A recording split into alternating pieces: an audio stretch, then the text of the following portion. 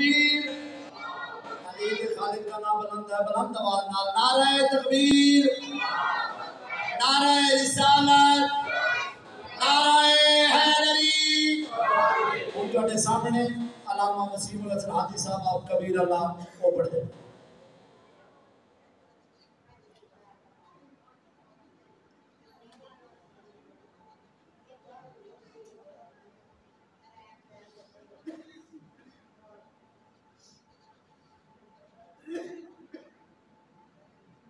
محمد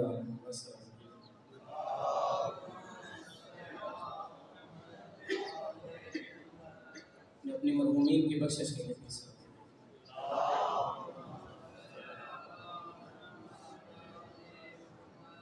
اچھا خدا ہادی برحق والد مصطفیٰ یوسف زہرا امام زمانہ علیہ السلام کی ظہور کی تعجیل کے لیے بھی صلوات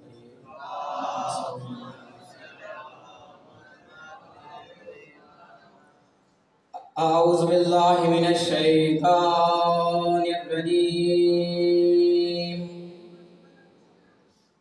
بسم اللہ الرحمن الرحیم انما يريد الله ليذهب عنكم الرجس اهل البيت ويطهركم تطهيرا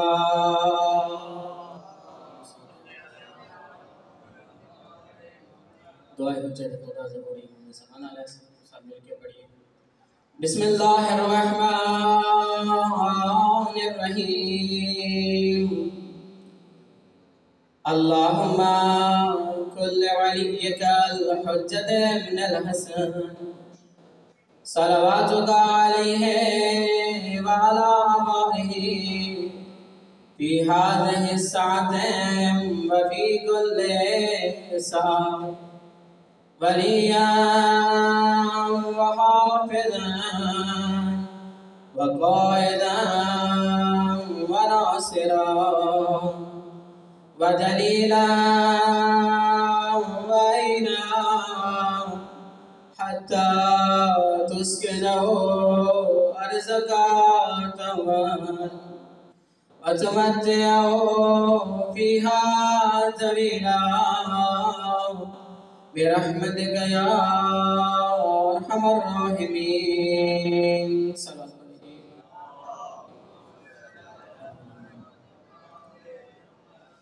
بسم اللہ الرحمن الرحیم قال اللہ تعالی تبارک فی کتابہ المجید وفرقان الحمید وقولہ الحق بسم اللہ الرحمن الرحیم قد افلح من تزکا صلوات پڑھیے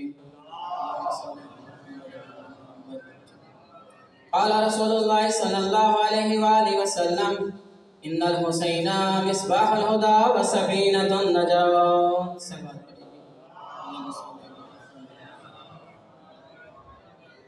خدا بند متعال سے ہم سب دعا گو ہیں کہ کریم اللہ ہمارے اس باہرگاہ میں چل کے آنا اپنی باہرگاہ میں قبول و منظور فرمائے خدا بند متعال جتنے بھی احباب یہاں چل کے ان کی جتنی بھی حاجات ہیں اپنی باہرگاہ میں قبول فرمائے خدا بند متعال سیلاب زدگان کی نصرت و مدد فرمائے خدا ان کی تمام پریشانیوں تکلیفوں کو دور فرمائے اس عذاب میں ہم سب مبتلا ہیں کریم اللہ تجھے کریم کربلا کا واسطہ میرے اللہ ہمیں اس عذاب سے نجات عطا فرما ہمارے حقیقی وارث امام زمانہ علیہ السلام تجھے جلد ظہور فرما دعاؤں کی قبولیت کے لیے صلوات پڑھیے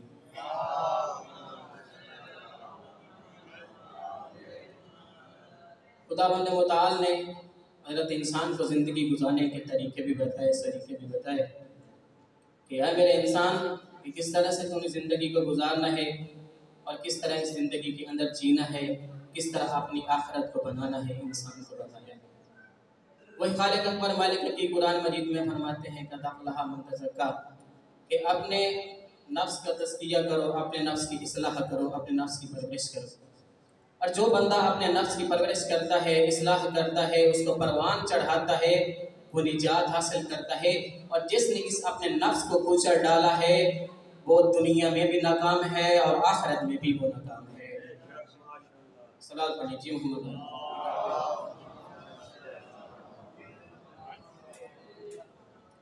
خدا بند متعال پھر حضرت انسان کو بتایا کہ انسان اس نفس کی پرورش کے لیے تمہیں 2 چیزیں چاہیے تاکہ تو کامیاب اور کامران ہو سکے۔ کہا میرے اللہ کون کون سی وہ چیزیں ہیں؟ انسان کا جو نفس ہے یہ طیر لاہوتی کی طرح ہے۔ طیر لاہوتی کہتے ہیں کہ جو 2 پروں والا پرندہ ہوتا ہے اسے کہتے ہیں۔ کہا کون سے 2 جو پر ہیں وہ انسان کے کون سے 2 پر ہیں؟ ایک انسان کا علم ہے اور دوسرا انسان کا عمل ہے۔ یہ 2 چیزیں ہیں انسان، ایک علم اور ایک عمل۔ انہی دونوں کی وجہ سے انسان کامیابی اور کامرانی حاصل کر سکتا ہے۔ اس لیے اگر علم حاصل کرنا چاہتے ہو تو پھر تمہیں علم ہی کے دروازے پہ آنا پڑے گا، نجات چاہتے ہو تو پھر بھی اسی دروازے پہ آنا پڑے گا۔ اس لیے اللہ تعالیٰ نے تمہیں اسی حالت میں اور اسی صورت میں تمہیں ایک ایسا دروازہ بتایا ہے کہ جس میں تمہیں نجات بھی ملے گی اور تمہیں علم بھی عطا کیا جائے گا۔ جیسے انسان صدقے دیتا ہے کہ مجھے جنت مل جائے، روزہ رکھتا ہے مجھے جنت مل جائے، نماز پڑھتا ہے مجھے جنت مل جائے، صدقہ لیتا ہے مجھے جنت مل جائے، خیرات کرتا ہے مجھے جنت مل جائے، سبیلے لگاتا ہے جنت مل جائے، مجلس میں جاتا ہے جنت مل جائے، نیات بنواتا ہے جنت بھی مل جائے۔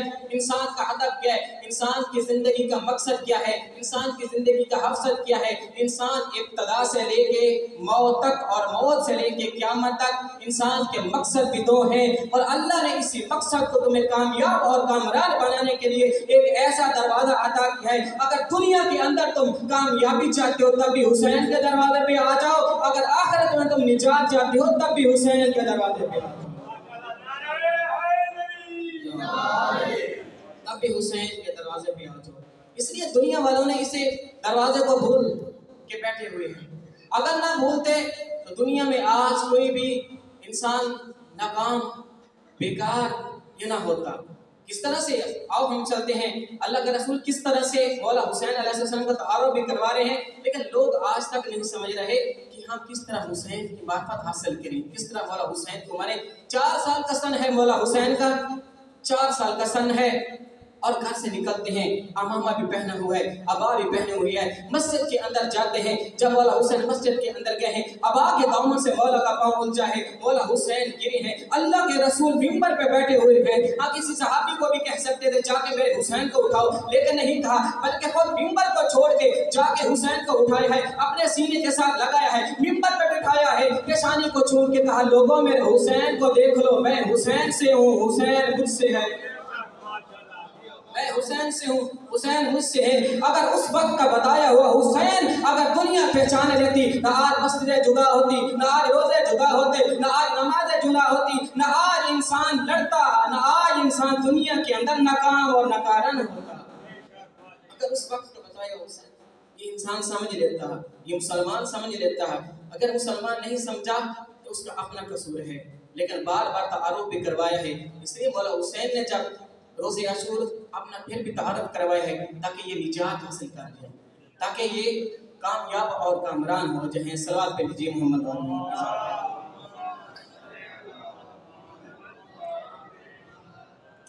اور اسی کامیاب زندگی کو گزارنے کے لیے، اسی زندگی کو آگے ہم چلنے کے لیے اللہ نے اتنی ہمیں ہادی اور رہبر عطا کیے ہیں۔ اب ہمیں بھی دیکھنا چاہیے کہ ہادی اور رہبر کی ہم کتنی مان رہے ہیں۔ ماشاءاللہ سے آپ پورا عشرہ بلکہ پورا سال جب تک آپ زندہ ہیں آپ فضائل بھی سنتے ہیں، مسائل بھی سنتے ہیں، سب کو سنتے ہیں، علماء ہیں آپ کو سناتے ہیں، طالب علم ہوں، ایک طالب علم کاوش ہے مل کے 2-4 جملے آپ تک پہنچائے جائیں تاکہ میری بھی کامیابی اور کامرانی کا سبب بن جائے۔ اور جو ہم یہ مکتب تشریحوں کے ساتھ جڑے ہوئے ہیں، اگر مال امام ہم کھا رہے ہیں اس کا بھی حق ادا ہو جائے۔ کل قیامت والے دن چاہے جو بھی انسان ہے، بوڑھا ہے، نوجوان ہے، جو بالغ اور عاقل ہے، قیامت والے دن سے پوچھا جائے گا ہاں امر بالمعروف کیا تھا یا نہیں کیا تھا۔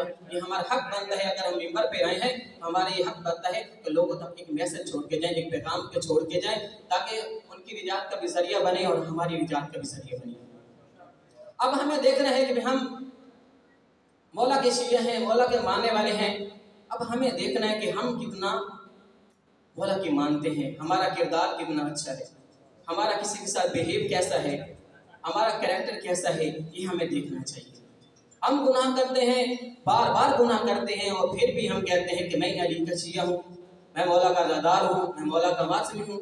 وہ کس طرح سے ہو سکتا ہے؟ نہیں میرا بھائی، مولا کا شیعہ، مولا کا عزادار وہ پاک اور پاکیزہ ہوتا ہے، گناہوں سے پاک ہوتا ہے، گناہوں کی طرف وہ رغبت نہیں رکھتا، مولا کیسی وہ ہوتا ہے جو مولا کی مانے، مولا کو ماننی چاہیے۔ اچھا ایک واقعہ بہت مشہور معروف واقعہ ہے، اسی سے پتہ چل جائے گا کہ ہم گناہ سے کتنی محبت کرتے ہیں یا ہم نیکی سے کتنی محبت کرتے ہیں۔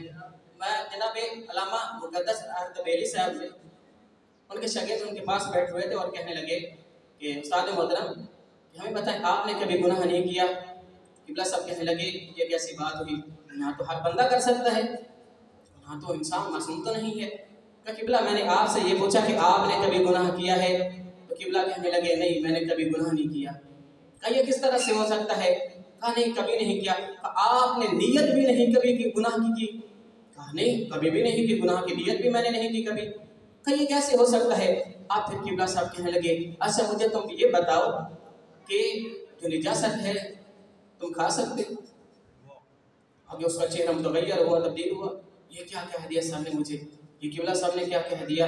کہا نہیں ایسا نہیں ہو سکتا، میں نہیں کھا سکتا، وہ تو نجاست ہے، وہ گندگی ہے، نہیں کھا سکتا۔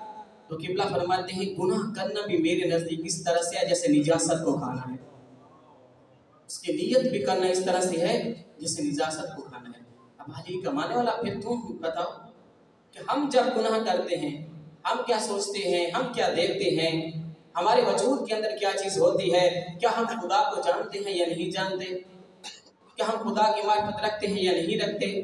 آج خدا کی قسم سے سیلاب زدگان کی طرف دیکھیے، عذاب کیوں آیا، اتنا بڑا عذاب ہمارے کردار کی وجہ سے، یہ ہماری وجہ سے سب کچھ ہو رہا ہے۔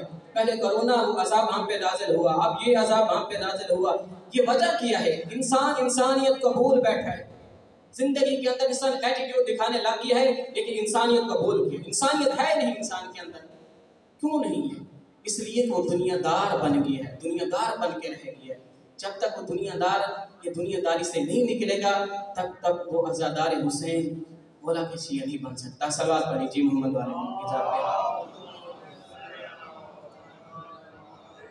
اور پھر ہمیں اب اس کو ان چیزوں سے نکلنے کے لیے ہمیں کچھ کرنا بھی چاہیے۔ آپ خدا کی بارگاہ میں ہو، خدا متعال سے التجا کرو، میرا اللہ ہم سب گنہگار ہیں، ہم بہت گنہگار ہیں، تیری کریمی کا واسطہ، تیری رحیمی کا واسطہ، تو ہمیں بخش دے، تو ہمیں بخشنے والا ہے، تو رحمان ہے، تو کریم ہے، تو کریم ذات ہے، تو ہمیں بخشنے والا ہے۔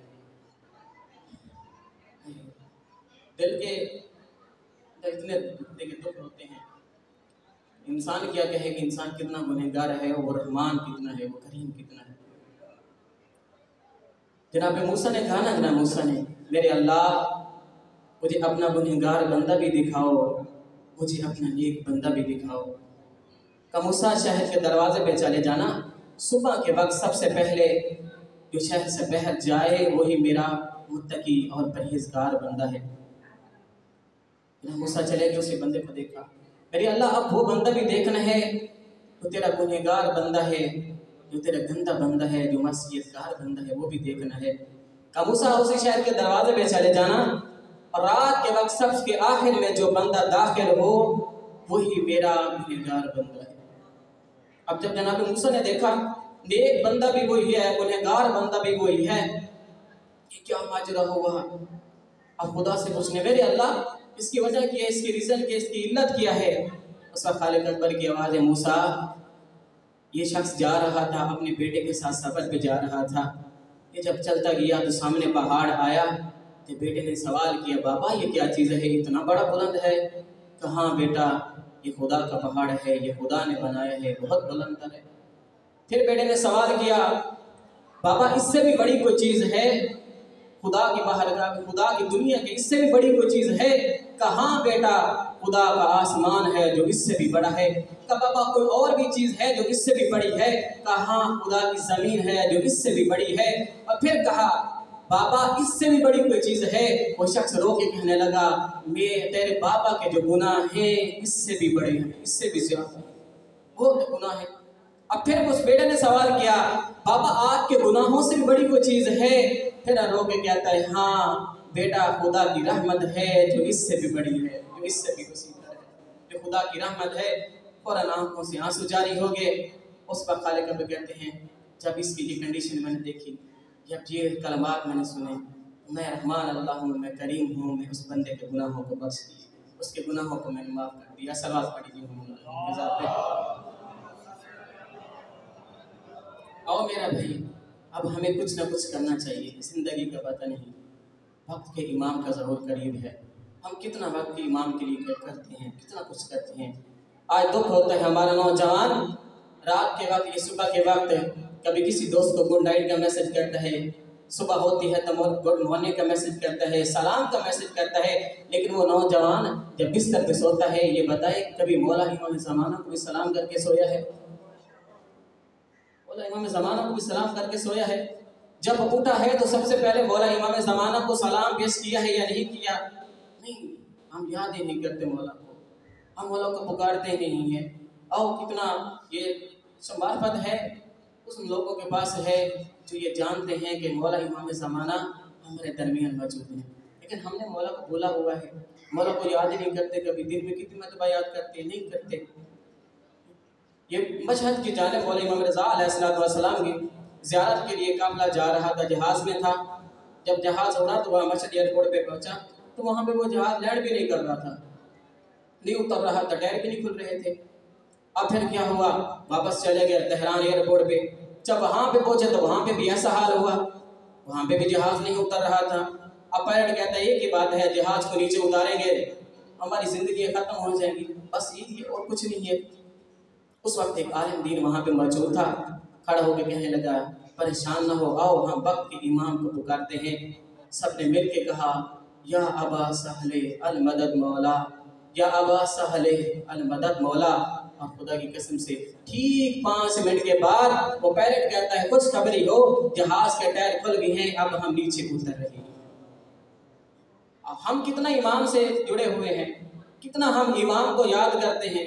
پردہ غیبت میں بیٹھ کے وہ امام آپ کے لیے دعا کرتا ہے، کئی بار دعا کرتا ہے. روایت میں ہے 10 مرتبہ دعا کرتے ہیں یا 100 مرتبہ امام زمانہ اپنے محبوں کے لیے، اپنے شیعوں کے لیے، اپنے ماننے والوں کے لیے دعا کرتے ہیں.